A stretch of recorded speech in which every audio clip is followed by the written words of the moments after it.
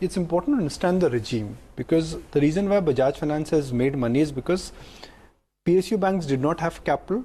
Corporate banks were in the process of writing off, opens up a huge opportunity for Indian borrowers, and then Bajaj Finance and other NBFCs gave them that enough capital or the enough money which they required.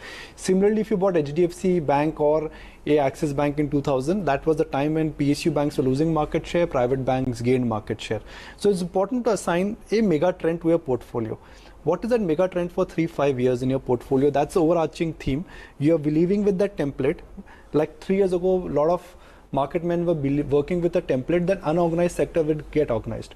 Buy anything which would gain. Titan, I think, is a big beneficiary of that, right? Your other call on DMart, which is public information that you own it, I'm sure it is centered around the fact that the company will grow and the Kirana wala is going to die and this DMart would gain. So what are these kind of trends which you're working on? I mean, if you ask me, I can't find any big change in trend right now. Okay. I'm actually... Fully invested? Or still sitting on cash? Which one?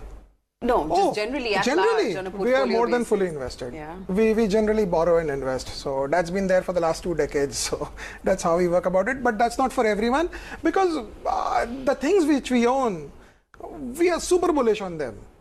And what makes us bullish is not the price, but the growth, the earnings, the management commentary, the way they take market share from competition and things like that. But you wouldn't buy a fresh into a Titan, DMart or a Bajaj Finance at the current level? No, right now we are not buying personally also, but for clients who come in, you have to do some allocations. So that's another thing. But we bought so much of it. So, I mean, there's no space, there's no cash also. How much would you rate earnings on 10 in the quarter gone by, and what's the expectation? I mean, pretty much we're done now. I mean, earnings have been just maybe 5 or 6. Okay. There's nothing to write. When your soap company, when your shampoo company, when your adhesives company are not able to grow, there is some problem somewhere. And that too, in a quarter where elections were being held and money was being spent out by the candidates on this and that. So I think there is some problem. It should get sorted out, but till it gets sorted out, we shouldn't just jump the gun. It's all about buying earnings, right? Frankly, I mean, I'm sure by buying DMart, you're adding 20% earnings to your portfolio. By Bajaj Finance, you're adding 25-30% earnings to your portfolio. So out of the top 3-4 holdings, some of them is in public domain. If they are not, you can tell us. Bajaj Finance, DMart, AU Financials. Do you think these companies can grow at 15 to 20%? Can the earnings compound at rate? What happens to stock prices depends on, what Trump has tweeted a night before and what is happening to other parts of the world. So I'm not getting into stock price compounding. I'm getting into business compounding, because if the business and earnings compound, stock market will recognize them. Are you confident? Absolutely confident about 15-20, but Nikunj, we won't wait for 15 and 20. The moment we see that they are coming below the threshold of 25, we would like to get out and get somewhere else. So one bad quarter from Bajaj Finance and you'll get out? No, not one bad quarter. How does it work? How does it work? Your decision to sell, how do you make that decision?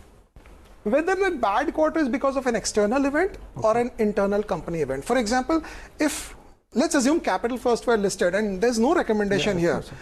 And if Capital First were growing at 30% and suddenly Bajaj grows at 15, then there's a problem with Bajaj. If Bajaj grows at 15 and there's something else which grows at 5, there's no problem with Bajaj, there's an external event. So you wait for 2 quarters before you take a sell decision? The market gives you 2 quarters, and I'll tell you why. The market gives you 2 quarters because anybody who couldn't get a certain stock at 100 and it's gone to 200, and if it falls at 170, he wants to get in at 170, 150, 140, 130.